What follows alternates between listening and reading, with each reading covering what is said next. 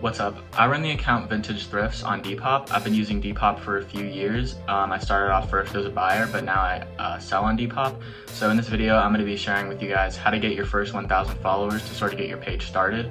I usually make YouTube videos about Depop and thrifting, so if you want to see more content like that, feel free to like and subscribe on this video and turn on my notifications so you can see when I post new videos.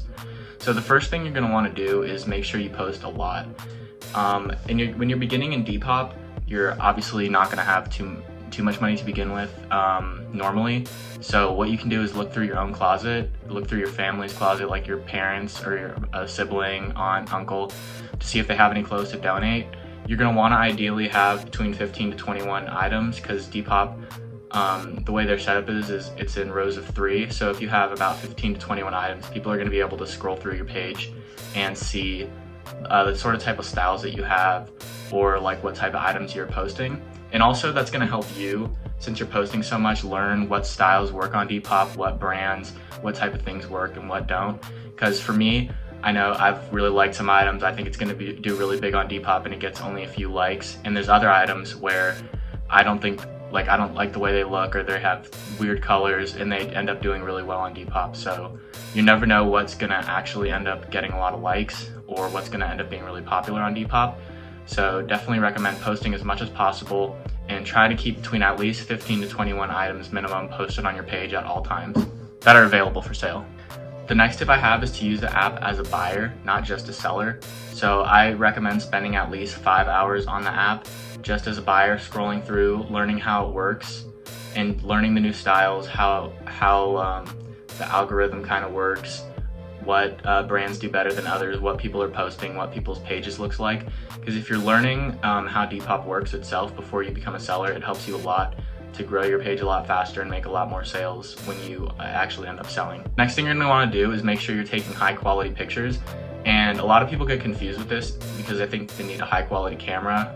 Well, in reality, I just use my iPhone to take all my pictures and edit all my pictures and stuff like that. So just some quick tips is to use a plain colored background. It doesn't even have to be white. It can be whatever color. Just make sure your background isn't messy. Just make sure you can see your items and use a background that'll make the colors stand out and the item look really good in the pictures, because Depop is really sort of like Instagram. It's all about pictures, and you have to make your picture and your post stand out from everybody else because there's a lot of posts on Depop. The next thing you're gonna want to do is make sure your page itself is nice and presentable and aesthetic. Again, there's a lot of users on Depop. There's a lot of people posting all the time, so you have to stand out. You don't want your page to look messy or disorganized, so you're gonna want to always make sure to move your sold items down once they sell, and you can do this on a computer.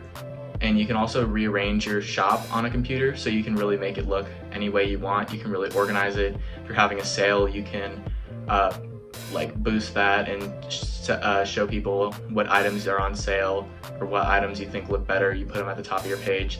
Having a nice profile picture is really important, and having a nice biography that describes what your page is about is really important as well. If you want to link a YouTube or Instagram page too, that's really important to put in there. Getting 5-star reviews. This is also really important for growing your page, because if you have a lot of 5-star reviews, people are going to be more willing to buy from you in the future.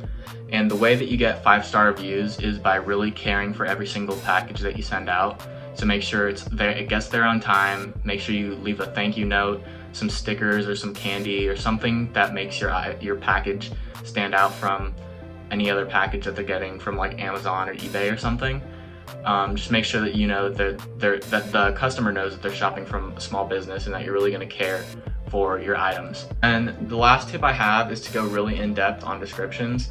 A lot of people really just say like, this is a Nike hoodie, I wore this item once. That's really it. You want to really mix it up in the description and be as descriptive as possible.